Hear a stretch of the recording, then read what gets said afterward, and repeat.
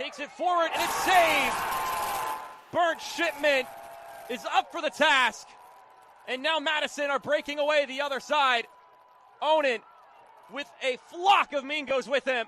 Cheney still going, and Cheney scores! From one end to the other. Mingos with 4. What a night last night, huh? That was all right. Hello, and welcome to another New Dogma audio situation. It's Andrew. I'm here with Grant. Grant just disappeared, but Mitch is here, so that's good. Hello, I'm still here. Thanks everybody for joining us for our inaugural episode of Sunday Séance, which effectively is, it's just a live call-in show. That's basically all it is. We're here talking with fans, getting all of the hot takes, maybe the lukewarm takes, maybe the absolutely cold takes as well. But let's get through it all today. We've got a bunch of topics to talk through. First, we've got 3 games basically to talk about since the last time we chatted, since the last time we recorded. Though I will say, Grant, you were on an episode of Talking Flock where you talked through both the Open Cup game as well as the Lexington game with Rob. What can you say about that? Yeah. I definitely encourage everyone to go and wherever you get your podcast from, go check out Talking Flock and you can listen to that episode. Great job. Great podcast from our friend Rob, who he was down in Lexington with us. And we just pretty much talked about the game itself, which we'll kind of get into, but primarily what we talked a lot about was how great it was down there. Just as far as away day goes, it's about as good as you can get. It's one of the better ones I think we've had in terms of the place where we are, stadium, the facilities, the ease of access to things. It was just a great experience. So go listen to that episode and go check it out. We drank lots of good bourbon too. So that never hurts, right? Helps. It's always a good thing, right? Yeah. And there were certainly things that could have been improved from that experience, but hey, it absolutely. Was his first game. They got time. And kudos to them. I mean, they had a big crowd. I think they had something. Mitch, I know you'll know the number, but I think it was around 4K, maybe 3K. I don't think it was that high. I think it was over 3,000 though. Yeah, which is great. I think it was a shade over 3,000. For their first game. And I don't know how much it could be seen on the broadcast, but it was insane the amount of Lexington SC gear that people were wearing in the crowd. It seemed like at least half of the crowd, was wearing something related to the team. And we asked a couple of guys in the merch booth after the game, and they said they didn't give any of that away. That was all stuff that was sold, and apparently they had a line going out of the stadium before the game for the store, which is insane. And there was people that we talked to about, how'd you know about the game and the interest, and they would say we saw a commercial on television about it. So it's so local TV and full advertisements are, just the community in general is really getting behind them, which is great to see. Very good addition. Good addition to the league. Absolutely. The other piece that, Grant, I wanted to call out is you had a little therapy session talking through the house game. We'll get into that with some of the folks that are calling in this morning. Yeah. But I do find it helpful whenever we have a frustrating result or a loss or whatever it might be, to exercise some of those demons by talking them through. I think absolutely. We'll get into that as well. But the big thing, and why we're all got a little spring in our step today, even feeling a little bit sore-headed and worse for wear, the 4-1 victory last night over Greenville Triumph, an echo, a replay, as it were, of our home opener in 2019. We've struggled to score against this team. We've struggled to get wins against this team. Most games between these two end up 1-1 or 0-0. So to have an emphatic scoreline like that at a home league opener, it feels good. It feels real good. Yeah, I mean, in true, a reflective nature of the Wisconsin weather, we go from one extreme to the other in a matter of a week. And so, on Tuesday, I don't think we could be any lower than where we were after that game. Uh-huh. And then last night, complete opposite.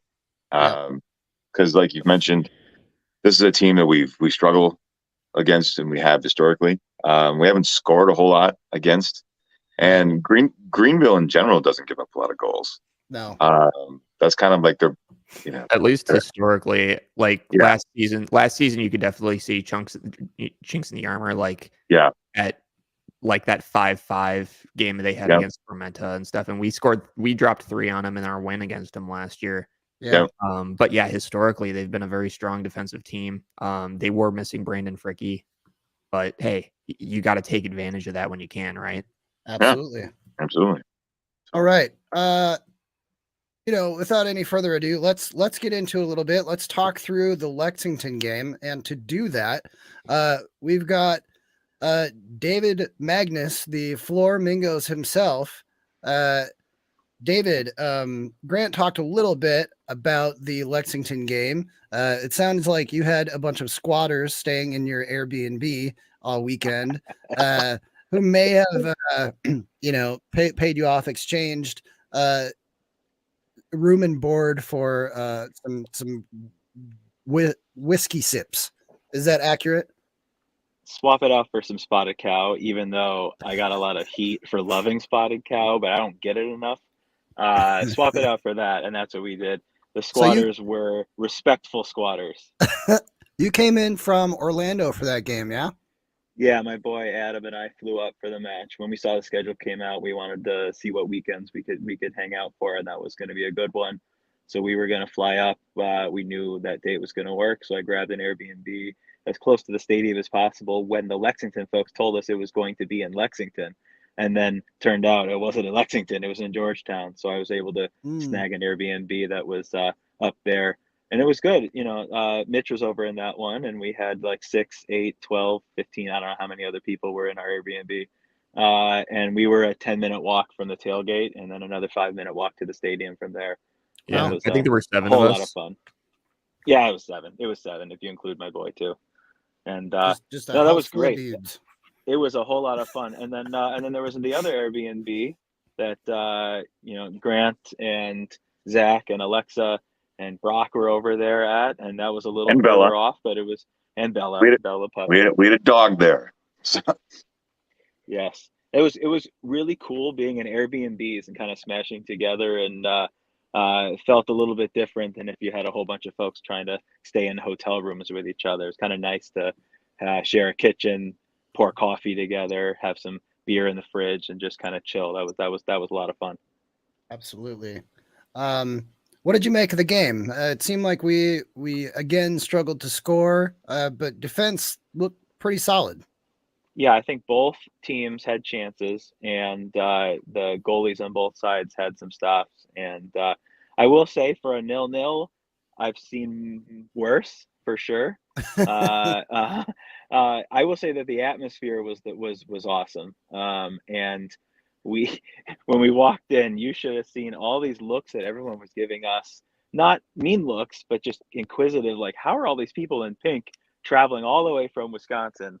And then we set up shop in our little corner, and we had our one drum, and we had our one horn, and we had our one melodica. And, I don't think that 3,200 Lexington fans had any clue the amount of noise that the 18, 19 of us were going to be able to produce from our little corner over there. Actually, it was funny.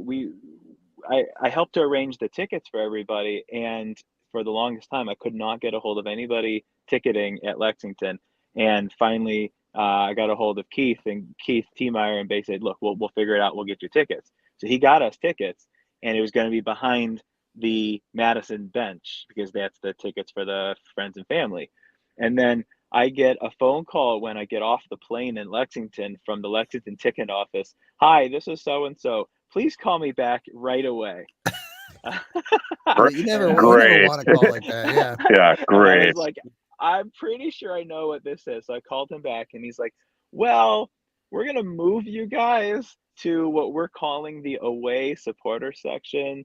You guys can be as loud as you want over in that corner, but we think you're going to be pretty loud and we don't really want you right behind the benches.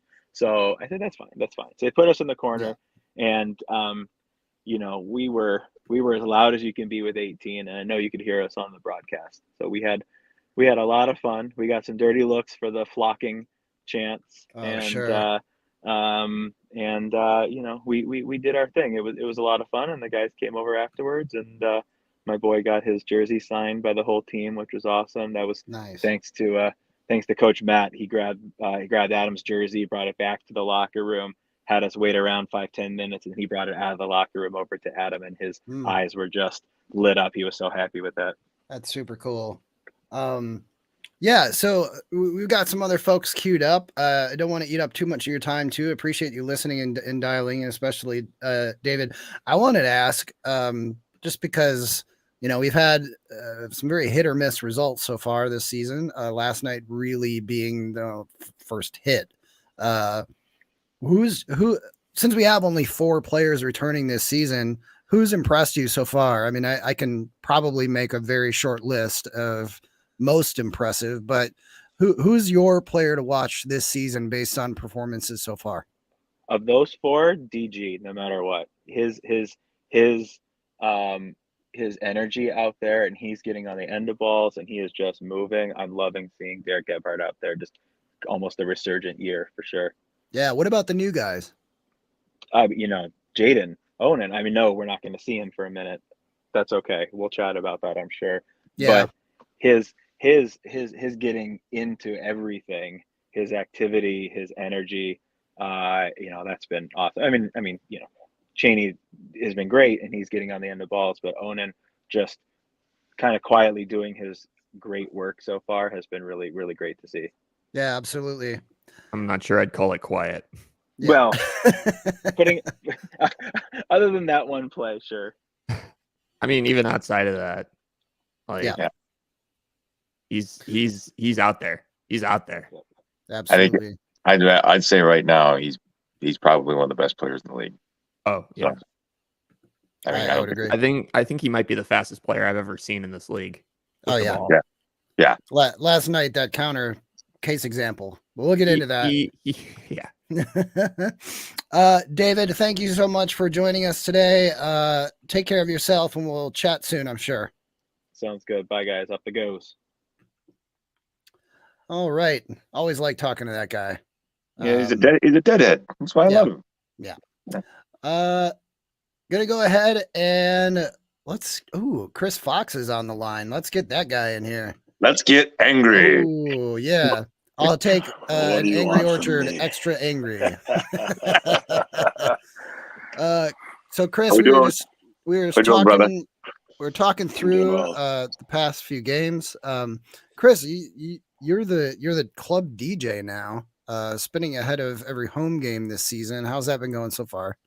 Oh, it's been wonderful. I've been thoroughly enjoying it. I think folks walking through gate 1 are having a good time hearing some tunes, and as they move through the grounds, being able to just keep the vibe up and the energy moving and flowing before the flock gets through and marches on, and we go on into kickoff and beyond. So yeah, it's been good so far. I've been really enjoying it.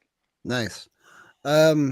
We just talked a little bit through the Lexington game, but we probably don't need to cover that too much in detail, just because Grant already talked with Rob Chappell about that. Go listen to that Talking Flock episode if you get a chance. I know we don't necessarily want to talk about the Open Cup game, but we probably should. It wasn't a great night out. Nah. The broadcast was great, by the way. Yeah. Yes. Yeah. Actually, I was the asshole sitting with family down in Texas. The first time we've been there in 6 years, with a battery pack hooked up to my phone, sitting on the table while I'm pounding tacos. So I was the jerk at we hadn't been there in 6 years, and Andrew's on his phone. What the fuck is going on? But no, it would have been a little more worth it to me had we actually made something of that game and not fully collapsed in the last 15 minutes. I think this was the first time Mitch came off the bench. Yeah, I think at least with us, I know that's the case. Yeah. What did you make of the team's performance overall, Chris, on Tuesday? Just from the jump and from the first go, seeing this squad, there's just a lot more energy that we've been needing. Okay, there's a lot more aggression, a lot more pace on the ball. As far as the Open Cup game, I feel like we brought that. I feel like there were good chances either way. I feel like great start somewhere. My thought has been there's just an issue with the stamina. We weren't ready to go that extra 30 minutes. We obviously weren't prepared for that, and it showed. It weighed us down real heavy in those final two halves of extra time, and somehow Chicago House had been ready for that. I don't know what their record looks like or what their seasons in the past have looked like and how many extra time games they've gone into, but it seems like they had been in that scenario before, and they just handled it a little bit better than we did, and we just kind of fell apart. So, yeah. Well, I can tell you how their season looked. Their season hasn't started yet. Again, so even past seasons, I don't know if they're just being prepared for that scenario. I mean, they're running a couple extra suicides or whatever they call them these days. Oklahoma, I don't know what these American coaches are calling them inside of the soccer world. I don't know what they're calling them. So who knows? I'm gonna call them Oklahomans from now on. I don't care that's what I'm calling them from now on.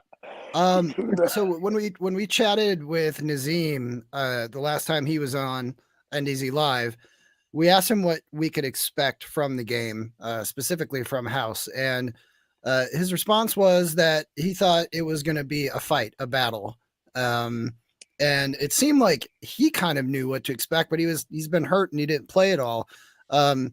Robert Screen, who captained the side, I thought did a great job, at least the first 75 minutes anyway. So he admitted during the post game interview, Grant, I think you interviewed him, and he said that we probably didn't pay House as much respect as was due to them. And you hear this kind of thing all the time, like the cup sets that happen in the FA Cup and in the Pokal. Like you'd think at some point these guys would learn to pay due respect. Do you guys think that it was down to that? I mean, it certainly seemed like it to me. I think that's definitely part of that. I also think too, and you and I were talking about this yesterday. I think part of this also is that, when you're up 2-0 in the 75th minute, and then you're subbing in essentially your starting back line, I think the mentality kind of dips to where it's like you kind of think like you've got this wrapped up, and so you may lose your edge a little bit. And the problem with that is that if the other team scores one, and they're back in the game, now they have hope and they're riding high, and you're trying to recover and trying to get back to it. Yeah, it's a tough situation. So I think that comes about from not respecting your opponent, because if you respect your opponent, you're going to, even with those subs coming in the 75th, you're going to be like, we got to lock it down. Like we got to go in and do the job. Yeah. Like this game, this game isn't over yet. And I think there was a general feeling that the game was over at the 70th minute. So then we boil that down to complacency. You know what I mean? Right. Yeah. It's just like you get to that point, 73rd minute, up by 2, you can't turn off. You can't get in that mindset of like, all right, cool, we're content now. We're going to bring in these lads. We're going to sub in. And then all of a sudden you drop it and you're like, what the hell? Yeah. From there on. So 100%. I think that's a big lesson learned, though. I think that was something that everybody picked up on right then and there and was like, we don't care. The burner stays on till the final whistle. Yep. Yeah. Absolutely. And I think that was definitely something, the coaches and the staff were really, I think they were really trying to prepare these guys. I think it was just something where I don't think it was anything to do with the coaching. I know there was a lot of people that were upset with the coaching and stuff after the game, and were asking for Matt Glazer to be fired. But Stay off the yeah, internet. get him Grant. out of here. It's terrible. Yeah. But that this was on the players. You know, and they'll tell you that. They'll admit that. I mean, they didn't get the job done. This wasn't anything to do with like the preparation from like the coaching staff or, you know, anything like that. I think it was just the players just didn't get it done on the field. And like what Chris was saying, it was that complacency. I think that kind of set in, and sometimes a loss, and maybe this is a nice transition into, you know, the game last night, but sometimes a loss is a good thing. And it appeared to be a really good thing after the result last night. So. And if that's how we're going to look at it with like a silver lining, you know, like I'd rather have it be that scenario in Open Cup against Chicago House than at home against Omaha at some point, or or lose the game last night. Yeah, like, or lose the game last night, you know, to the opposite direction. That'd be at 4-1, you know, to Greenville. Like, I was talking to someone earlier this week. It may have been Friday, about the Open Cup match, and we were talking about Matt's. You know, there was talk, as Grant said, that, you know, maybe Matt should be fired. Matt should not be fired. Matt is not on the hot seat at all. No, at all. Put that out there right now. Matt is not on the hot seat at all. He wasn't before. He wasn't before yesterday either. No, people and fans need to knock that noise off. Yeah, that's. In addition, I just want to finish this point. Yeah, go ahead, Mitch. We were also talking about, since this was before the Greenville game, I had said that they were going to come out angry. The boys were going to come out angry about what happened on Tuesday. Yeah, absolutely. They came out angry and they took it to Greenville. And Greenville's been limping. Greenville is now 0-3. And we, you know, that's what you got to do. If you got John Parks on the hot seat. If you got a team limping in to a home game against you, like, you got to take it to them. Yep, absolutely. We did. You know what I found interesting is you read through the Reddit comments from that game thread, and the comments are very, very much like summed up like Glazer needs to be mending fences with the fans, which I don't disagree with necessarily, but I also feel like when you had a bunch of guys last season that didn't really care about playing for each other, you have that this year. You absolutely have that this year. Mitch Osmond had a howler of a game on Tuesday night. Like I said earlier, I think this is the first time he's been subbed into a game. And Grant, you and I were talking yesterday about how he's very much a sort of vibe type of player and likes to pick up on the game's flow and really adjust his playing style to that. Do you feel like him getting the nod last night after a poor performance on Tuesday was sort of the manager still showing some faith in him? 100%. He's your captain, you know, and your captain is human, just like anybody else, and they're going to have a bad game. And it's important when your captain has a howler of a game to put them back in a situation to where they can go out and perform the way that they know how to perform. Because I think what that does is it shows the younger guys, I can have a bad game and not think this is going to be the end of my career. Right. I can have a bad game. I'm going to get another chance, but you have to take hold of that chance. Mitch last night took hold. He got that opportunity, and that's why he's Mitch. That's why he's a pro. It's why he's our captain. He was great last night. He was amazing last night. That's the Mitch that we know. And that's why it's like you look at a game on Tuesday, and that's more of kind of like an anomaly rather than the type of player that he is, because what we saw in Greenville and what we saw down in Lexington, he was great in Lexington. Like Mitch can attest to that. He was amazing in Lexington. He had an open field tackle where it was pretty much, I make this tackle or I get a red, and if I don't, I get a red card and they probably score. And he made the tackle. I mean, it was perfect. So I think last night he was just, like you said, it's just Mitch doing Mitch and showing the other guys in the team. It's like, hey, you got to rally. you can have a bad game, but you got to rally. Yep. You know, come out angry, like Mitch said. So I think part of it too, along with that, some guys just play better when they start instead of coming off the bench. yeah, I think the greatest example of that in this league was Chaney last year with Fuego, where early in the season he started and he scored a lot, and then midway through the season they started bringing him in off the bench in like the 70th, 80th minute, and that was not his game. It's not his game. Like Chaney's got to be out there right at the start. He's, and that's, I think maybe that might be the case with Mitch. Like you said, this was his first game that he came in off of the bench in a forward Madison uniform. Maybe that's just, he's just got to be in there the whole time. I agree. Chris, one more question for you. Thank you for joining us, by the way. Always nice to see your face, whether it be in person or on the internet. He's rolling his eyes. We've got live video of this. Everybody can see that. Yeah. That's totally fine. I'm not here to fake any kind of funk. Yeah. One of the other Reddit comments said after the house game, it's frustrating that they didn't take the cup game seriously. And a follow-up to that was, I don't understand why we don't take it seriously. We're not getting relegated, so sacrificing a few games isn't a huge deal. Do you think that we just didn't take the cup seriously, or did the players just not show up that night? No, I don't think it's either one of those. So I think we took the cup game seriously. I think the players showed up, but they only showed up to a certain extent in the match. And then again, it came down to that complacency and feeling content in the amount of goals they were ahead and the time on the clock. This has happened before to other teams. We've seen it in all levels of football before. If you get to that point, you get to content and you're like, all right, cool, this one's in the bag. Things can quickly turn around.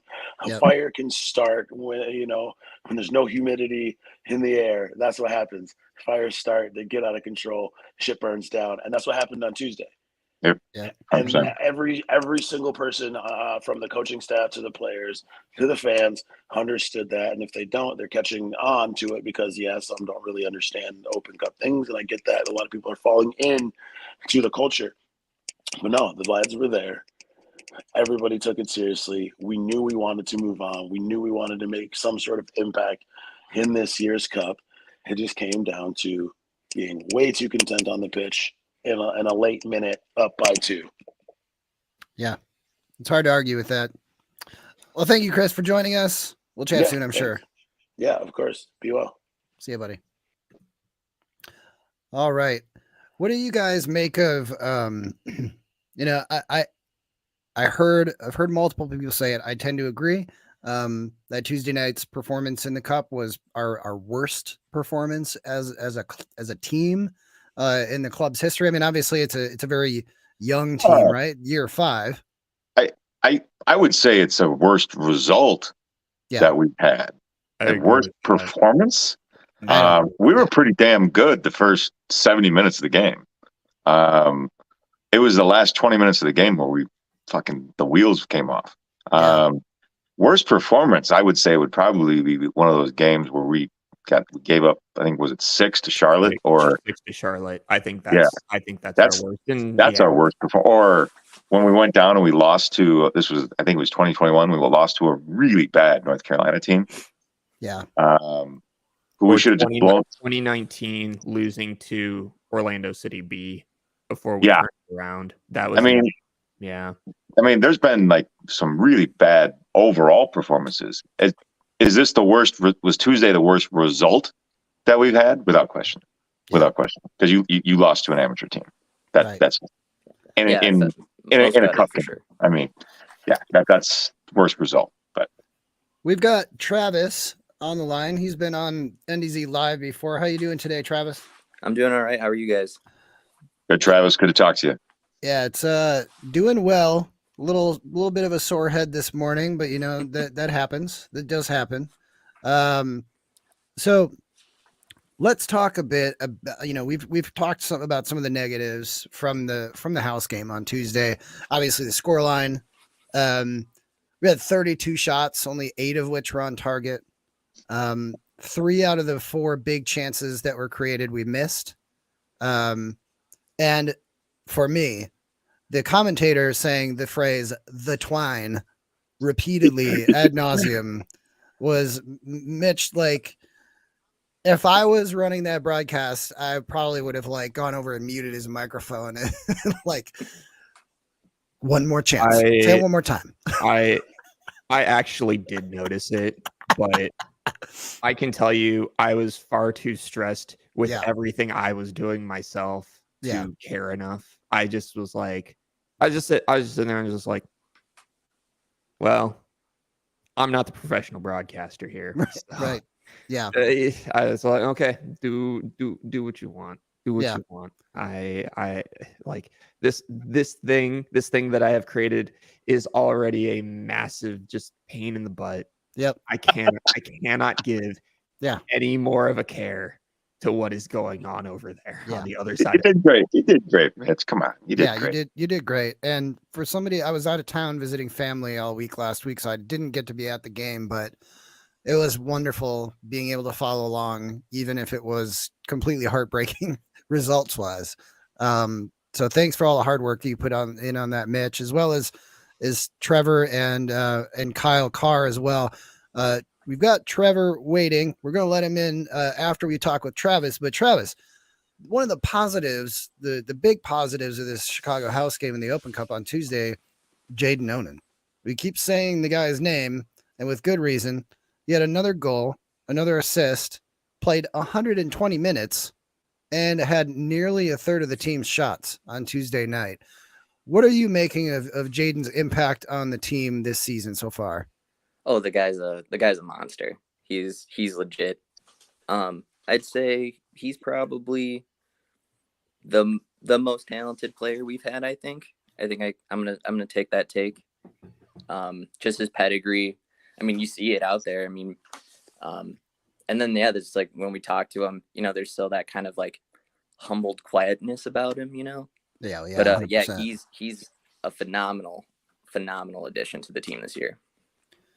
Yeah, I would agree with that. So far this season, looking at his stats, because again, he came. He obviously had a straight red card last night in the game against Greenville, but probably would have played the full 90 had he not been sent off. Oh yeah. He told me he told me he was planning on it. Like I talked to him after the game last night. He said he was planning on playing the full 90s. So yeah, so to have that guy play 120 minutes on Tuesday night and then come out fitness wise just ready to go, and he ran everyone off the pitch last night. Not just that, he also played a full 90 on Saturday. So he played a full 90 on Saturday, turns it around 3 days later, plays 120, and then is intending to play another 90 4 days later. Right. I have to give it to the guy. He's looked incredible. I think is this kind of the spark that we've needed, and the fact that now we've got a clinical finisher for the most part in Kristen Cheney, who was outstanding again last night. Yep. Like those two, I think our whole front line is honestly has been quite good. Last night was superb. How, Travis, maybe give us your take on how is Nazim Bartman gonna try to slot back into this front line once he's back from injury? I mean, I assume, he'd be, brought in kind of slowly, getting those, the minutes in and building up. And I mean, I think he'd do great coming off the bench for a little bit. But yeah, I mean, it's kind of stacked. But I think he's got talent too. He's impressive. He has his moments. I think the big thing is, can the attack stay consistent, which I believe it will. And then he has to prove that he can also stay consistent. Yeah, I would agree with that. Grant, Mitch, what do you guys make of I think the competition is going to be a good thing to keep us productive this season. Well, and I think that, when you think about the situation, you look at it and say, since Nazim's been out, who's been filling that role, and it's been Morrow, Tricero. And then you look at Nazim and Morrow, and they have two different types of games. Yep. So each one of you, each player brings you something different.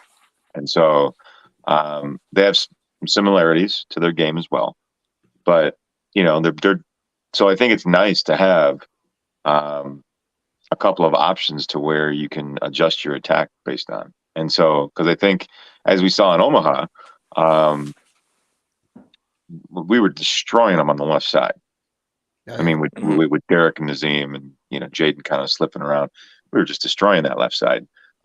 Whereas last night, because Morrow, he tends to kind of float a little bit more, and in the midfield, we kind of dominated like from side to side, and that's just and so like I said, it's just it's two different types of attack. It's whatever one is working, like what Travis was saying. It's got to be whatever one has got the hot hand, and whoever is playing well, that's the person that is getting the run, which is good to have. This is this is a very good problem to have. Like, it's a very good problem to have. And I definitely have to say that our wing play, like from the fullbacks to our wings, has been great. It's almost reminiscent to year one. Yeah. Having guys that, and to be honest, I feel like you had a guy like, Paulo Jr., who was kind of at the the sunset or the twilight of his career, so to speak. I don't think he's still playing, but to have a few years later, almost like an upgrade on him, and he was an incredible player most games. I mean, I think that's one of the things you got to talk about Derek Gebhardt's season. Oh, 100%. Derek, I mean, Jaden has been a monster, but Derek has been just as good. I mean, you look at like his FOTMOB ratings, he's been, I think, over 7 every game. He was MVP of the game yesterday, according to FOTMOB, 8.1. Yeah. And so he's come in this year, I mean, just absolutely on a tear. And hungry. I mean, and that's great, because to have a returning player come back and he's come in just with a different focus, and but I think it goes in the show. I mean, like last year his daughter was born, and then he's trying to get that settled and everything that goes, and that's a hard thing, to try and be a professional and be a good dad and be a good husband, be a good partner and all that kind of stuff. So it's one of those things where I think he's kind of settling in and is he looks comfortable. And I think that the off the pitch stuff is blending in with the on pitch stuff, and he has just been phenomenal this year. Phenomenal. Yeah, and now with that goal last night, he's now up to 7 goals for forward Madison, which puts him tied for third with Jeremiah Strang on the all-time list. Very good. Strang scored 7 times last year? Yeah. God damn. Yep. Maybe it's because I'm thinking of all the times he blew chances that he had a lot of chances, man. Yeah. You give him the ball, he shoot. Yeah. You take the ball, he shoot. Yeah. All right, Travis, thank you so much for joining us today. I hope you have a great rest of your day, and thanks for sharing your thoughts and your insights. Thanks for having me, you guys. Appreciate you. Yeah, have a good one. Thanks, Travis. All right, we welcome into the show. There he is. The sexy sax man himself, Trevor. How are you? I apologize if I sound a little hoarse tonight. My throat's a little sore from about 95 minutes of longer than that, like almost 2 hours of playing saxophone last night for some USL 1 team that wimp that won. Nice emphatic room. Yeah. Emphatic win last night, Trevor. We were just talking about Derek Gebhardt, man of the match last night. Just seems like a player renewed from last season. Is he a guy that you like to watch? Well, yeah. I mean, he's kind of my favorite type of soccer player, in that although he may not put up the type of numbers like somebody like Cheney or Mauro Cicero would, he's almost like a silent assassin, and everything that he does is so meticulously thought out. He's 4 or 5 or 6 steps ahead of what he wants to do. Yeah. And 75 or 80% of the time he brings that to fruition. I will say that right now I've been to 4 games this season. I went to Omaha, I went to Lexington, I was at the Open Cup match, and I was there yesterday. In 4 very different facets of the game, I don't think he's my favorite player to watch on the field this year. Yeah. I think that's fair. I mean, I think you'd be hard pressed to talk to anybody that isn't on the Jaden Onan hype train at this point. Well, But who is your favorite player? Is it Jaden? no, it's not. I know who it is. So Mitch knows who my favorite player is, but I haven't really gotten to see him play very much. My favorite player to see so far this season is Isidro Martinez. And I think he's really kind of unsung in that midfield, just right in the center. He's involved in almost everything that the team is doing. He had 2 shots last night, 1 shot on goal, 1 missed header. But he had 2 really, really good opportunities. And he, similar to Mauro Cicero, is kind of playing all over the field. He's not just stuck to his midfield the same way that Cicero's not just stuck to being a forward. You'll see Isidro, who's listed at 5'8", and being 5'10" or 5'11" myself and standing next to him can probably say that he's not quite 5'8". He is in cleats. Yeah. But he's running to the back and helping out with, blocking free kicks. Yeah. He's moving forward and trying to take headers, the same way Cicero drops back and plays defense, building a wall.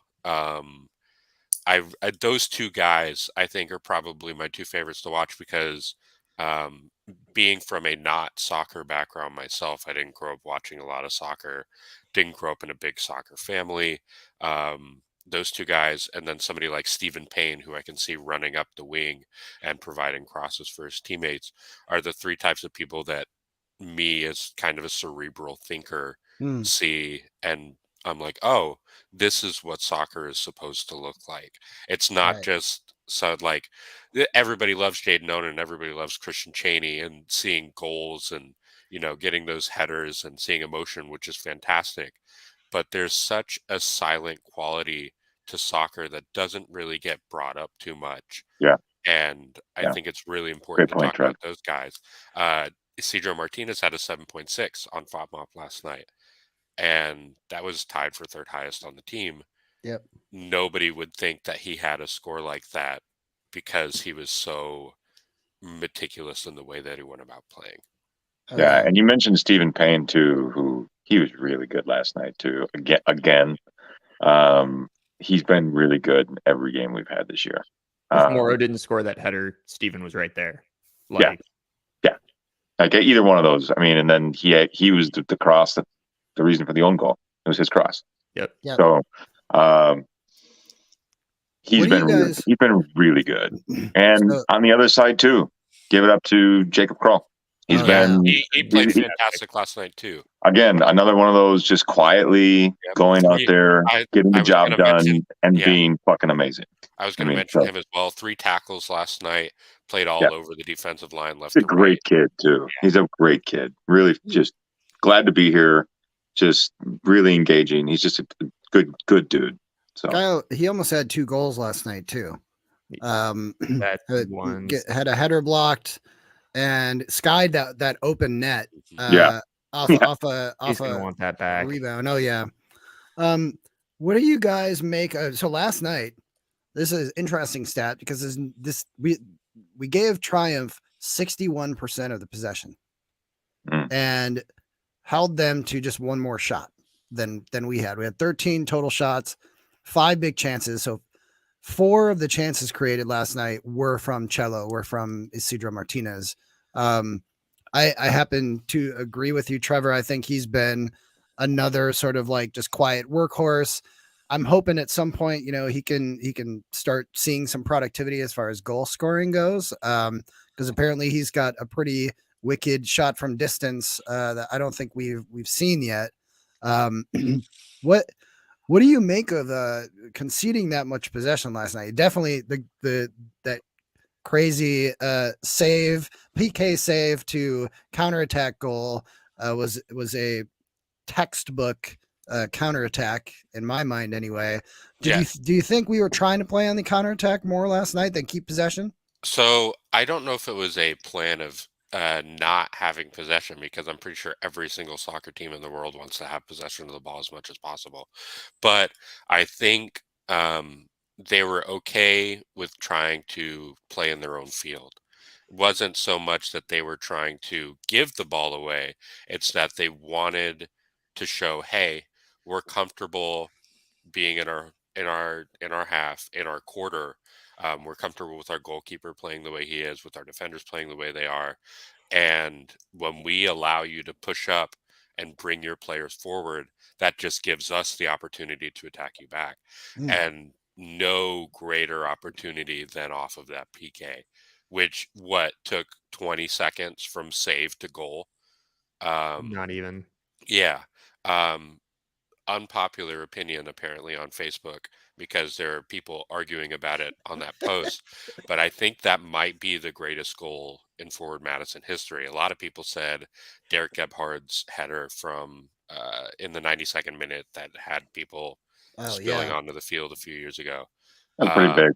That was I think pretty from big. an emotional standpoint, I agree with them on that. But from an actual overall team play, a PK getting saved into a goal is something that happens. I don't know Almost how never. often. I can't remember how often. I don't think it's ever happened in our league. Yeah. That's when you write it up. I mean, scoring against the run of play.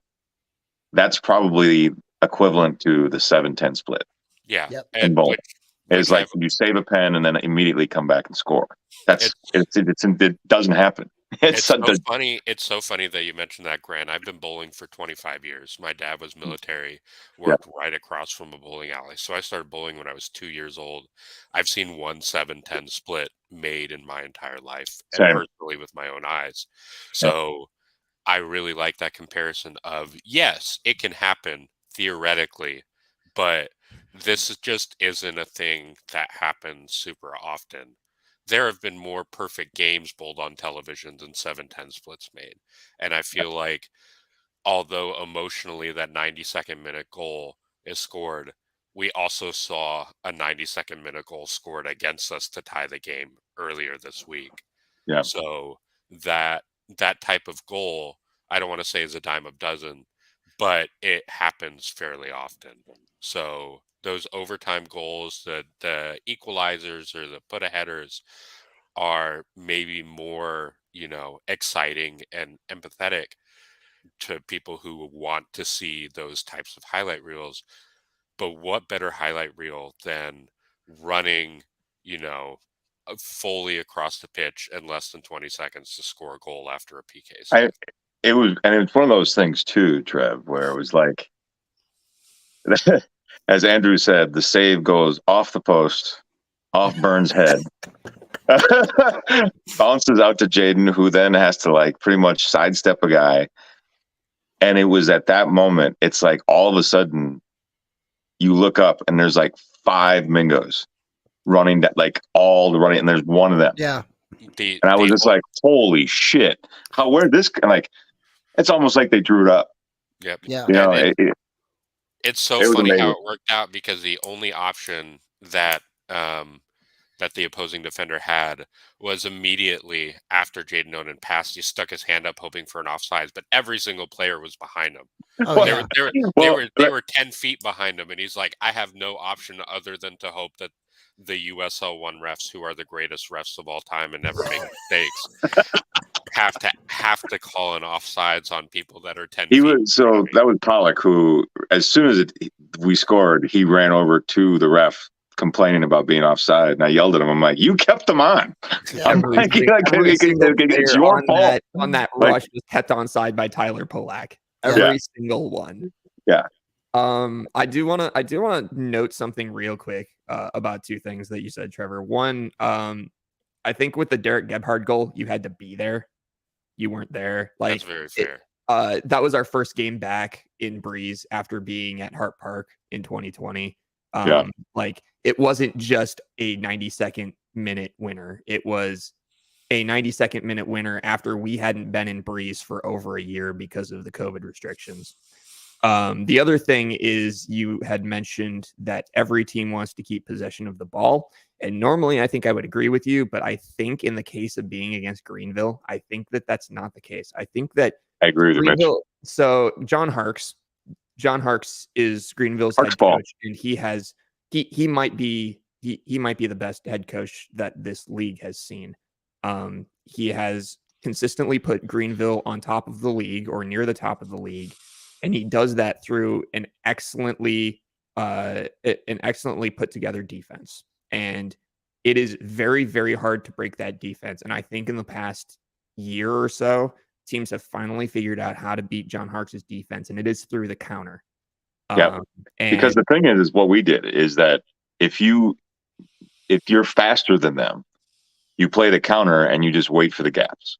And then when there's a gap, you go. Every single one of our goals. Every single one of our goals was through their defense not being set.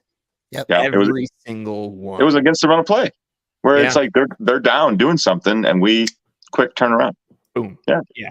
So I think normally I would agree that, and that's the thing for us is that we usually want to keep possession. And when I saw the stats at halftime that we had less possession and we had fewer passes made, because we always have far more passes made than any team we play. When I saw that, I'm like, this was intentional. Yeah, I'll agree with the passes, especially. I don't know if you guys know this about me. I know Mitch does, and I'm pretty sure Grant does. I don't know if you know this, Andrew. I hate soccer. I grew up in a baseball family. I grew up playing tennis, and I grew up bowling. So all of those three are extremely exciting sports, as you know. Yeah. But I could never. I grew up in Dallas, or just west of Dallas. I went to 2 or 3 Dallas Burn game when I was younger. Could never keep my attention. My high school soccer sucks in Texas because if you're good, you're gonna either go to Mexico and play, or you're gonna play in what is now FC Dallas's system. Right. So being able to watch good soccer was not something that I had the opportunity to do as a kid. And now coming up here, I've been able to watch good soccer, and it turns out I really do hate it. The game itself is not something that interests me. But what interests me is people like you, Grant, and you, Andrew, and you, Mitch, who absorb the team's energy. And the fact that I have now been to double-digit Ford Madison FC games in 4 different states is a testament to the fan base that this organization has, how well they do with bringing in people who from all walks of life, from some Lebanese Irish Catholic to I know one of those, to a Texan Jew, to so many people who are trying to bring accessibility into soccer. There is such a wide community of people here. And I know that if you ask the questions that you asked me about your favorite players and, best moment in history, worst loss, all of those things, you're going to have 3,223 different answers for the amount of people that were there yesterday. He's trying to take my job. Yep. You're hired. Yeah. Give him a job. Unpopular opinion. I hate podcasts too. Yeah. I think, So we're all just masochists. That's why we put up with this sport and we do this thing, because we love it and absolutely detest it and hate it. But we'll see you on Saturday for some soccer. Yeah, I'll be there. I got to call. You just reminded me. I got to call on Monday to get my season tickets. So you better take care of that. right, Trevor, man. thank you for joining us Thanks, today. Hasta luego. Go Goats. We'll see you next time. I love having Trevor over to my place and then throwing soccer onto the TV and then having to talk to him the entire time to keep him engaged with the game. Yeah, it's I mean, sometimes look, if it's not one thing, it's another that pulls people in, right? Like I think people that become baseball fans by and large aren't just watching it on TV, right? Like it's the game day experience, it's the traditions around it. It's the relationships you build up, especially if you have season tickets, from everybody that sits around you in your section. So the anthropological side of things, I feel like is just as important as the actual like sport aspect of it. 100%. I mean, and I think that for years, I mean, this is a conversation we could have, go off into however many tangents, but I think a lot of it is, for years it was how the game was broadcast on television. Because for a lot of people, televised soccer or televised sports is your first, kind of invitation into the sport. And for years, I thought that the television way the game was being filmed was not great, and that kind of changed, in the last 10 years. So there's more close, because I think once people go to games and experience that live, kind of atmosphere and see how fast these guys are, and how fast things move, it changes things. So because like hockey's like that, right? Like hockey's one of those sports where you watch it on television and it's okay, it's great. If you like hockey, you enjoy it. But when you go to a hockey game and you're there, it's hard not to get into that sport. So absolutely. We'd like to welcome Jay to the Jay. show. Jay is one of our Patreon backers. Thank you so much, Jay.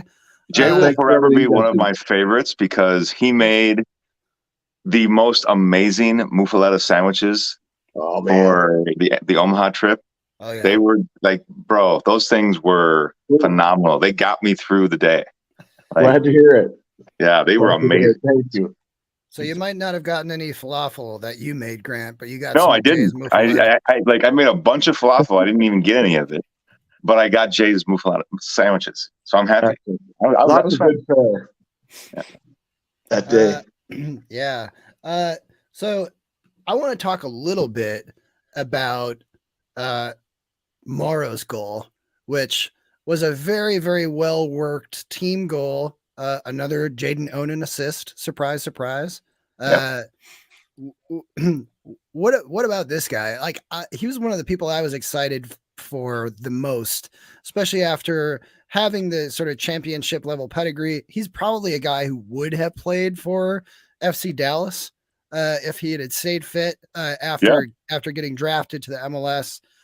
Jay, what have you made of Mauro Cicero and his contribution to the team so far this season? Fantastic. I enjoyed his goal yesterday. The header, if I remember correctly. Yep. Exciting. I was right on my end where I was sitting, so it's always fun to see the pass come into center and land successfully. So they were due for that one to come through for him. So I'm glad it did. Yeah, absolutely. He looks like a player who has something to prove this season. And, the interesting thing is you talk with him and he's such a humble guy. He's a mostly quiet guy. But also he's sort of classic, super tall, kind of tall, dark and handsome, good looking guy who also happens to be able to play soccer really well. He's a triple threat. How do you think, given we talked about this a little bit earlier, given how well our front line played last night, we've seen that Nazim Bartman is on his way back from injury. And we talked about it's a good problem to having some depth up front, because we haven't had that ever of actual productive goal scorers. Do you think it's going to be a challenge for Nazim Bartman to break back into this team with the way that the front line are playing?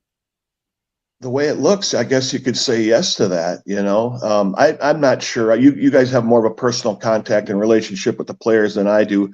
I get most of my stuff from bios off the app, Sure. But they're looking great, and it's going to be hard to get back in there. But I'm sure he's got the talent to do it as well. So maybe they can platoon somehow. Absolutely. The interesting thing, and I want to talk about Burn Shipman because he had an incredible game last night. everything went his way, including Mitch Osmond's header towards the crossbar, the post that bounced off the post and then bounced off the side of Burns' face, and somehow ended up getting called for a handball and a penalty. Yeah. But last night he looked astounding, and I just looked at the League One stats table.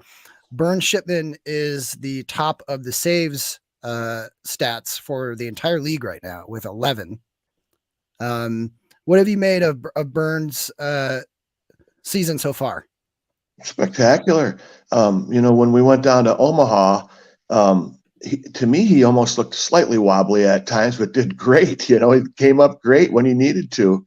And now he just comes up great most of the time, So especially last night, that ball was like a pinball and lots of bodies on it, but he did a fantastic job. Yeah. I think that's a great point you bring up too, Jay. I thought he was a little wobbly in Omaha too. And that was somewhat concerning because going into the season, Matt had been talking about how it was his demeanor and kind of calm approach to things that was part of the reason why they wanted to go get him. He is definitely exhibiting that now. Like he has seemed to really kind of get comfortable with the situation and with his role and fitting in with things. And he, you talk to him after games or just on the pitch, whatever. He's a cool customer. He's a very, very laid back, easygoing guy. And I think that's starting to show on the field a little bit now. And we're starting to see it. And I don't think there's any doubt that last night was his best game as in a Mingo uniform. And so agreed. Yeah. Here's my question for you guys. What do you know about the Thai soccer league that he came from? He's got such an interesting background, Yeah. Very Thailand, the Philippines, Germany. He did not play. He did not have a game played for Ratchaburi. Yeah. Yeah. So, I don't know. I think sometimes those types of moves, when they happen, you kind of wonder if there's something more going on behind closed doors with the clubs, to where it was we're going to send you here, but we're going to send you because we want you to, but we don't want you to play and potentially get hurt because we might need you at some point. So we'll send you to this club and you'll get paid to just be there. And so usually you got to find, a club in a faraway league that's willing to just take the cash grab. But they apparently found that club. Yeah. Yeah. But yeah, because you'd think it's kind of strange that a guy that's this good doesn't find any time in a Thai professional league. So that's to me, Jay. That's what I think was probably the situation. Gotcha. Yeah. I will say too. Looking at some of the other stats, not speaking specifically about Burns Shipman, right now, 3 games into the league season for Madison. Derek Gebhardt is sitting at he's tied for 3rd place for chances created in the league with 8. So he's tied with Rafa Mensingen at NCFC and Arthur Rogers at Hailstorm. They are beat out by Oberton for the Jacks and Vinyals in the Kickers, who have 9 and 10 respectively. So Derek is definitely putting in the work. Just behind him, Isidro Martinez. So the chances are definitely being created. Do you guys think that last night was a sort of a hopeful opening of the floodgates as far as our scoring accounts go? I think so. Everybody kind of said early on that, even in Omaha, that they were creating these opportunities. They just weren't converting. Well, here they were converting. So that makes sense. A few games later, that things are coming together for them, I guess, from my point of view. I completely agree with that, Jay. I think it's more alarming if you're not scoring and not creating opportunities. It's frustrating when you're creating opportunities and not scoring. But as long as you kind of stay strident with things, those opportunities are going to go in. And I think what we're seeing is what Jay talked about, is that last night, the opportunities are going in, and hopefully it's just you keep doing the job and making the opportunities. And no, it's like, they're going to win. This game is a funny game, as we know. I hate this game. I'll see you tomorrow for some soccer. But it's a funny game. You're going to have times where you're doing everything right. You're making the pass and the ball just won't go in, or you're just shipping goals and you're forward. And then you have games like last night where everything you do works.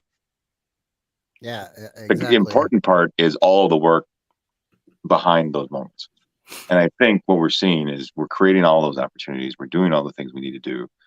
It's just a matter of now to put them home. You know what's crazy is that not everything we did last night worked. We easily could have had 7 or 8 goals. Absolutely. 100%. Yeah. And we said that in Omaha too. That they're like, I remember Jay and I were talking about that. I'm like, we probably should have scored 4 or 5 in this game. I'm like, we got 1, but Cheney should have scored 2 in the last 30 seconds of the game. Right. So, we had 2 balls saved and the Kroll miss in the first 6 minutes of the game. And then after we went down a man and Greenville was just pushing, we had probably 2 or 3 excellent chances that just didn't go in, for whatever reason, whether that was, Cheney had two separate times in this game where he had the ball at his feet and he had one defender basically to beat, and he tried to make the side pass and just biffed the pass. And, maybe if he's more selfish there, we get or if he holds the ball a little bit longer, we get a better opportunity and maybe we score a goal there. And we still, despite all this stuff, scored 4 goals against Greenville. Yeah. Yep. A team that we have historically struggled. Yeah. I guess one more question specifically about Christian Cheney. He had a great night last night. He only had 2 shots, if you'll believe it. One of which, both were on target. One of which was that crazy counterattack goal. A more cool thing, at least from my perspective, because we historically have been very poor in the air, as far as like challenges and duels, aerial duels, especially as far as winning them. Cheney won 6 out of 6 last night. This appears to me to be, maybe some of Matt's and the coaching staff's work that they put in to bring in some taller, more physical players. Do you see that as a trend that is going to continue through this season of just trying to have more of that aerial dominance? We're a taller team. That helps. We won 68.4% of our aerial duels yesterday, which is far better than we had in any game last year. Last year, we were terrible in the air. I love Eric Leonard, but it doesn't help when you have a 5'8" center back. Right. No. We've got Cheney up front, and Cheney's a big, strong guy who he can win those. He can push a guy down, which again, I love Abdu. Abdu doesn't have, he's tall, but he doesn't have that size that Cheney has. Right. And we saw that this would be a change the first preseason game we went to against Fire 2. Yes. Well, we were like, that was one of the things that we brought up, was that Cheney was getting every single ball in the air. He was manhandling their back line. Yeah. And so we knew right then that this was going to be something that the team was going to try and do. And that this was going to be an approach that they were going to use, was to use more of the long balls, because we've got horses now that are just huge bodies that are just up front that can run and jump and do all, like you said, Mitch, you win 68% of your aerial duels in a game. They're called 50-50s for a reason, right? Yep. Yeah. And if you're winning almost 70% of those balls, that's a good thing. Yeah. That's a good thing. I used to play Rocket League semi-competitively, and like there are those balls that it's like it's 50-50, like you go for it, the other guy goes for it, and there is, like in that game, at least, there is sort of a technique to winning the ball more often than not, and part of that in real soccer comes down to size and things like that, obviously, but there is a technique to it. And some of these guys, they have that technique. Oh yeah. Yeah, absolutely. Jay, any sort of closing comments for you? We really appreciate you joining us today and calling in and all your support on the Patreon. Yeah, as Jay, well. you're great. Thanks, man. This is my first Zoom experience, and I just want to thank all three of you for the education that you've given me over the handful of years here. I really want to ask you about your stat sources now, FOPMob or whatever that is. I got a lot more questions for you, but I appreciate all you do and thank you. Yeah. Yeah, it's just there's a mobile app called FOPMob. There's also a website. You can set up your favorite teams and your alerts for them. And they try to get the stats to be pretty up to the minute, even during games. So, and I believe they source all of their data from Opta. Yeah, Yeah. they do. Everything, And Opta, so everything for USL One comes through Opta for them. So I would say to you, Jay, you would know this. If you're a baseball fan or if you were something, like when the Stats Inc. was like kind of like the beginning of like the first for sabermetrics back in baseball in the that is essentially what Opta is. They are like the Stats Inc. for soccer. So they do a lot of the sabermetrics and stuff like that. So that's where a lot of the ratings and things like that come from. Is they all come from Opta. So, and if you want more like detailed analysis, I also use a website called American Soccer Analysis, which they have advanced stats for MLS, for USL Championship, for League oh, One. look at that. Andrew threw up a graphic. That's cool. Neat. Right. And also I think for NWSL as well. But FOPMob's great just because it's very it's very intuitive and easy. It's very approachable. And like you can get alerts and stuff for like things that are going on. So if you can't watch the game, you can get an alert on your phone. Hey, goal got scored. Yep. I would say that is for the three of us. I would say that's our go-to live soccer app. Yeah. I would say if you are trying not to have things spoiled when you're watching them on TV, so if you're watching a match from home or at the Forward Club, you might want to turn off the notifications from FOPMob because they are often a minute ahead of the broadcast. So it will spoil goals for you.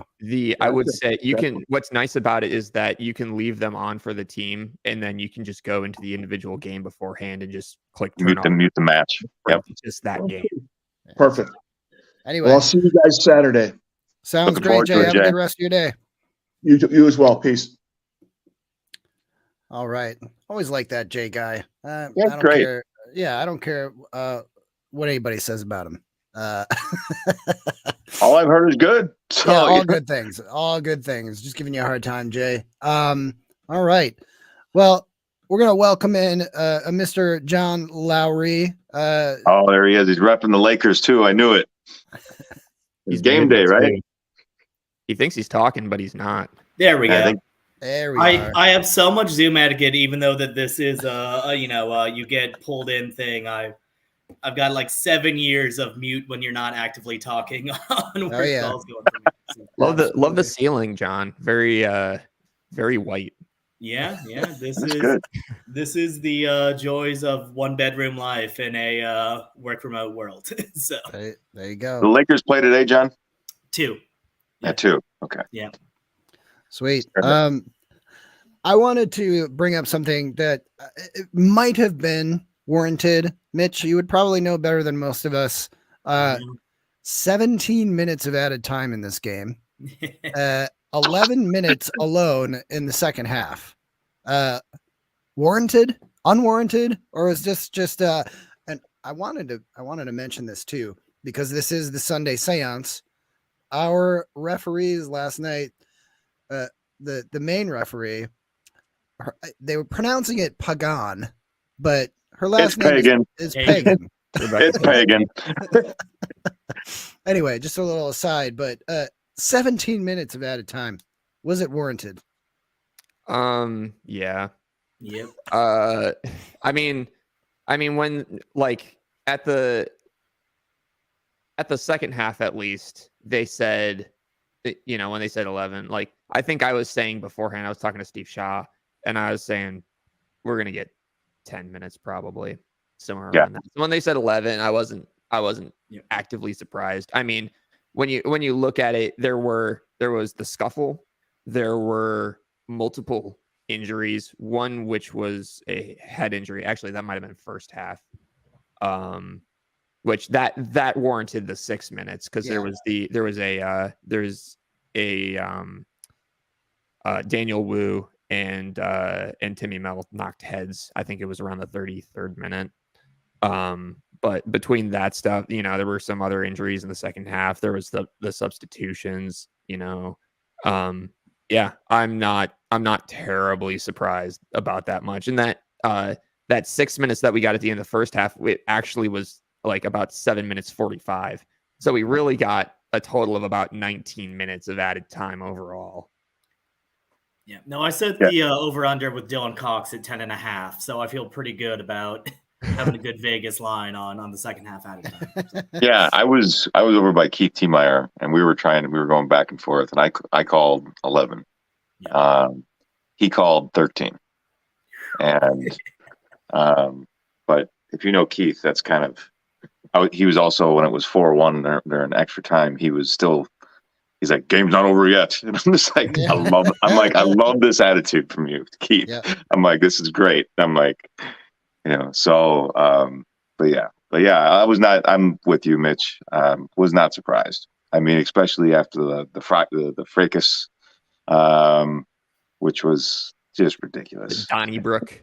Yeah, which we can talk about a bit. Let's talk about that for a second. So essentially what happened, long ball to Cheney, Cheney bodies a guy, and the guy pretty much like trips Cheney while he's on the ground as Cheney's trying to back up. And then like Cheney goes down, and then like they get up and the guy pushes Cheney, and Jaden comes in and essentially just like body checks this guy. Now, Aaron Walker was the guy for Green Bay. Right. Now, Aaron Walker, I'm not aware that he was so accomplished of an actor. He made a huge meal of that. And this guy's got a career, dude. Like, he's got a career. Like, if soccer doesn't work out, Hollywood better be calling. Because that guy, you'd have thought he got shot from a sniper from the roof. Constellation. Yeah. Yeah. It was like a complete like body like jump with holding his face while it reminded me of Rashid Nuhu earlier in the day when a North Carolina player slid past him untouched, and Nuhu took a half second and then jumped in the air and grabbed his legs and then fell on the ground and just sat there for 3 minutes. Like, yeah, similar, like, I don't think it was a deserved red. No, I also do not think that the league will overturn the red. No, I don't either. I would be happy if they did, but I don't think it will happen. No. And Jaden, after the game, he was really concerned about going into the forward club, because he was like, and this is a testament to Jaden, right? I saw him, I'm talking to him, and he's not about like the assists he had, the great game he had. He literally was so concerned, and because he felt he disappointed the fans because he got sent off. Like, that was his concern. And I'm like, bro, I'm like, these people are going to love you. I'm like, you're fine. Don't even worry about this. I'm like, it's only one game.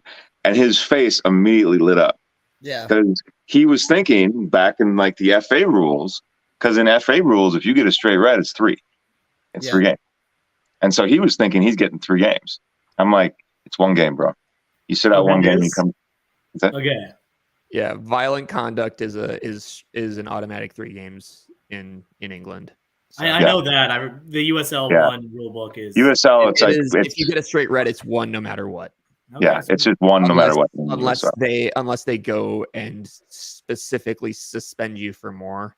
Yeah. Right. I think the longest suspension anyone's gotten in this league for on-field behavior was a Chattanooga player. I believe it was either last year or the year before, who got 4 games for going and fighting some Tormenta 2 players. Which was crazy. I was watching that happen. It was crazy. Like, yeah. I think there were like 4 Tormenta Academy players. He just went over and started fighting them. Like, Yeah, like because they were over in like, you know, one of the ends, like kind of just there, right, chirping. And so he just runs over at one of the plays, just pretty much does like a Cantona like kung fu kick, you know. And so yeah, it was crazy. But yeah, he's gonna get one game and he'll be back. So he'll miss Charlotte. You know, and so yeah, but we'll go from there. But yeah, it was not a red card. And I think also too, here's something that I like the fact that he got it by sticking up for a teammate. Oh yeah. You know, he got it because the guy was giving the business to Cheney, and he's essentially saying, he's like, you know, he's rallying for playing for each other, which is what we've talked about, is what we've needed to see. And I think that that's a good thing to see, that this is a team like the Reds we took last year, where Cassini lost his head, or Drew Connor entered the game. Drew Connor was going to have a hard slide tackle within 5 minutes of coming on every time he came on. And then a couple times Alan Torres came on for Drew, and like, you know, Matt told him like, no, you're doing Drew's role, because he would come in and take a guy out like 5 minutes in. Or Cyrus Rod just booting that ball in the Tucson game early in the season. Like, oh yeah, you know, it wasn't stuff like you just lost your head, or I mean, Drew Connor's red was not deserved at all. Ignoring that, like, sticking up for a teammate, that's huge. You know, that's what you want to see. You want to see the guys fighting for each other, especially this early in the season. Yeah. Yeah, and coming off of a hard loss, you know, you can't talk enough about how good last night was, right? And how good that performance was. Just top to bottom, inside out, it was a complete performance. We talked about it. You know, the one goal they gave up, they would have given up. Any team in any league, anywhere in the world would have given up that goal, because that was a perfectly struck, curled shot. World class. World class. It's going to be goal of the week, like you said. I mean, it's going to be goal. If it's not goal of the week, unless we stuff the ballot for the penalty. Exactly, like we always do. Take the Chicago method of vote early and vote often. I thought that was the Atlanta method. I think it's just a method for me. Right? Yeah. I want to talk a bit about the own goal, because you mentioned earlier, Mitch, about the head injury that happened when Timmy Mel and Daniel Wu connected going for an aerial duel. I would not want to bump heads with Timmy Mel ever. No. He's like the kind of guy who, looks like he could take at least a few of those types of hits and still be just fine. But Timmy Mel seems like the type of guy that, like, as a kid, probably got hit by a golf club by one of his brothers and started laughing. Yeah.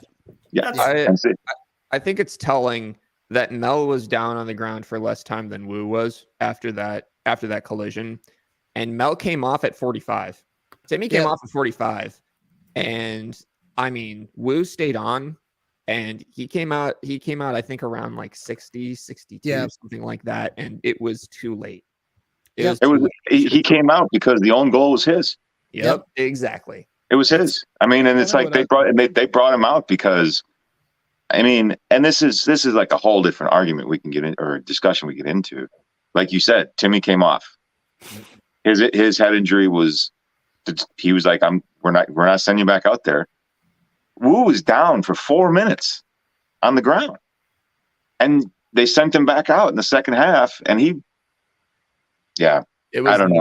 was not a good play by him. Like, no, I understand not wanting the ball to go through there, but it was not a well struck ball from Payne. It was not going to get all the way through, and Wu had time to make a decent clearance, and he made the worst clearance he possibly could have made. Like Great it finish, was, though. it was a howler of a. It was a fantastic finish, man. It was not. It was. If I'm a Greenville fan watching that, I'm just like, good Lord, man, that was not good. And you have to wonder if that injury that he had, like it, because he may have just been swimming that entire that entire 15 minutes he was out on the pitch in the second half, and then the additional 15 that he was on at the end of the first half. I'm shocked that he was left out there, and I think that might just be because Greenville has had some injury issues early in the season. Yeah, they had four guys on their roster were out for that game, including Brandon Fricke. They just may not have really had another option, and Harks may have just been like, after that, was just like, we have no choice. We have to take him off. Just a depth issue right now. Yep. Yeah. Absolutely. John, overall, I think we all hope that last night was a sign of good things to come, especially against sort of a boogeyman team that Greenville has been to us over the years. What's your take? Do you think we're going to kick on from here and really, try to go on a run and do some damage in the league? Yeah, it's always early season. This league is weird because, you have people who haven't practiced for that long yet. You have teams who are still bringing people in. So it's always tough to project. But what we have at least going this year that we haven't in the past is every year there's a promise of an attack, and this guy's coming in, this guy's coming in. And this is the first time that we've actually seen, no, we have ourselves a proper number 9. We have a guy that if you get the ball to him, he's going to put it in the net. Mm-hmm. We have guys to the side of him who are making dangerous plays. So, that's going to be going good for us because, what we ran into last year and prior years a bunch is you're never going to win a game if you don't score a goal. Can't happen. You need at least the one, right? Exactly. And now I can pretty much bank we're probably going to get one. So from there, it's golden. So we'll see how it shakes out from here, but positive start to that. You've seen, in USL 1, 2 points a game is getting you in the playoffs, right? Yep. Win at home, draw on the road. Averages out to 2. You're and you're good to go. If you get 2 points a game, you are the 1 seed. 2 points a game, you're getting the 1 seed easily. Yeah. That's 64 points. Yeah, and even beyond that, we're still chasing wins on the road in games where in the past we would have just been parking the bus, shelling up, just trying to get that hold the draw for the last 15, 20 minutes. So the guys are confident. We've got goals actually going in. We've got attacks that look dangerous. It looks like a good spot to be in. So. Yeah. Just want to call everybody's attention to where we are in the league table and some of the stats around the team so far this league season. 4th in the league table after 3 games. Charlotte Independence is at the top of the table, having played 4 games and winning 2 of theirs. It's worth mentioning, I feel like, Charlotte is top of the table for shots overall with 59 to Madison, who's in 3rd at 43. What is interesting to me is that Charlotte's top of the table for goals right now at 6. Madison's 2nd with 5. So we're definitely we're tied with North Carolina and Tormenta for 2nd.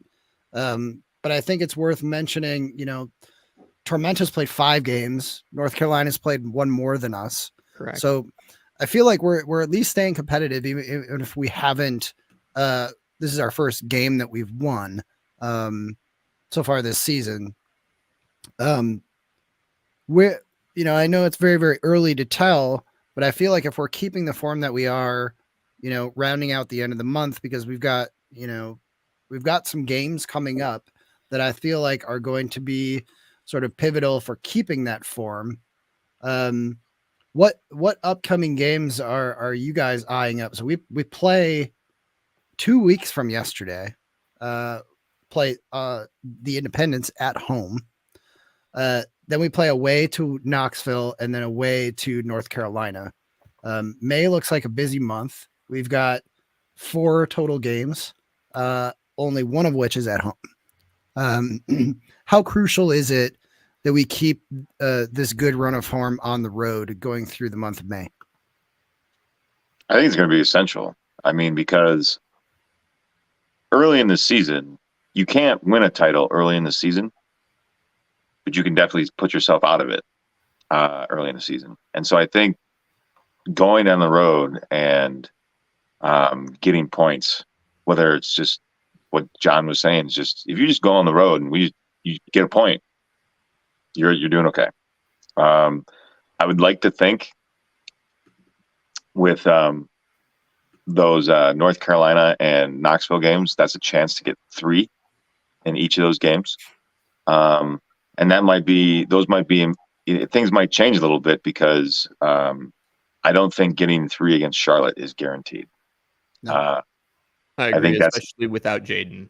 Without Jaden, I think. Oh yeah. I think we're gonna be hard up in that game. That's the top team in the league right now. You know, like if we get out of there, I personally, if we get out of there with a draw, I think I'll be the Charlotte game. Are you saying against Charlotte? Yeah. Yeah, that's right. Yeah, I was gonna say if it's 1-1, I'm ecstatic. Yeah. I'm like, it might feel different after the game depending on how the game goes. You know, because 1-1 can be very different if you score later, you give up if you give up a late goal, but. I think any positive result in that game, I'm happy with. Yeah. So. Yeah, I would agree. But then I think, that Knoxville game or that North Carolina game becomes a little bit more impactful because you're probably going to have to get 3 in it to stay running in one of those games. So I think we have to win one of those 2 games. Yeah, sneak a 3 on the road. I think more likely beating Knoxville. North Carolina looks like more of a playoff team this year, although it is early days. A lot of pundits, I guess you could call them, around League One have been saying that North Carolina is the team to beat this year. I do not agree. I didn't agree before the season either. I thought it was Charlotte all along, and they've proven it so far. Good too, Mitch. I think that North Carolina is going to sit around that. They're going to be a bubble playoff team. I think they'll make it. But if we are to be a team that gets a home playoff game or gets a bye in the playoffs, that is the sort of team that we need to be able to beat. Mm-hmm. Yeah, agreed. Well, John, thank you so much for joining us today. Mm-hmm. Always great to chat with you. It's good to see you up on the Capo stand last night. Yep. Good luck to your Lakers this afternoon, and we'll talk to you soon. Yeah, one quick stats question. Does anyone know how many hoo-haws are in an average called arms? 63. Yeah, okay. 63 hoo-haws. Cheers. All right, see you later, John. Bye, Johnny. Well, I think today our call-in show was a great success, as they say in the business. I had fun, even with a sore head, and trying to recover from a week's worth of traveling. Now you get the rest of the afternoon to hang on the couch with Clyde. Yeah, we got to go pick him up from the boarding spot at 3, but we'll probably be there right when doors open. Because got to hang out with that guy. We will be recording an NDZ live episode this week, probably tomorrow night. It sounds like we're going to be over at April's house again. We're working on securing some guests for that. If nothing else, we can talk about the upcoming UW friendly as well as the Charlotte game, though I think we'll cover that more in detail next weekend. Right. We may not have a call-in show next weekend, but we will see, just because we are playing the friendly on Saturday night, but who knows? There might be something to talk about. So we'll see. Thank you again to all of the folks who called in, kept the conversation going. It's always good to have these. I'm just glad we got a win, right? For our first call-in show. I was hoping on the back of that Open Cup game, it could have gone very differently. I was hoping that we weren't going to have doom and gloom for the first show. Two back-to-back losses. It would have been just on brand for this team if we came into our first one with doom and gloom, right? Yeah. So it's nice that we didn't. Yeah, no, I agree. Great night. I'll have a spring in my step all week this week. Absolutely. We will have that show that we record, the NDZ live episode, out as soon as possible for our Patreon backers. Thanks again to all of our Patreon backers. It's $5 a month. That likely will be changing soon. We're going to do some different tiers. But go ahead, subscribe to the Patreon. It helps us pay for costs. Helps us do stuff like this because, believe it or not, all these different services that we use for hosting the website and running these live chats and live streams isn't free. It's definitely not free. So we can use all the help we can get. Any last words from you two before we sign off for the day? Nothing from me. Just a beautiful night. Rain held off. Crowd was amazing last night. Yeah. Clock end and was amazing, and the general crowd was it's the amazing loudest too. I've heard that stadium. Like outside of maybe the home opener in 2021 when we were finally able to be back at Breeze. Right. But I think last night was pretty close to that. Yeah, it was great. So beautiful night, beautiful end of the week, and everybody be easy. Yeah. For me, I just have one stat that I want to throw out there. Jaden Onen, now at 0.33 assists per 90, which is leading the league, I believe. Sounds right. He's gonna be good, man. He's been fun to watch so far. That's for sure. Yeah. All right. We'll leave it at that. Again, thank you to all of our guests. We will see you very soon, and up the motherfucking goes. We'll see you next time.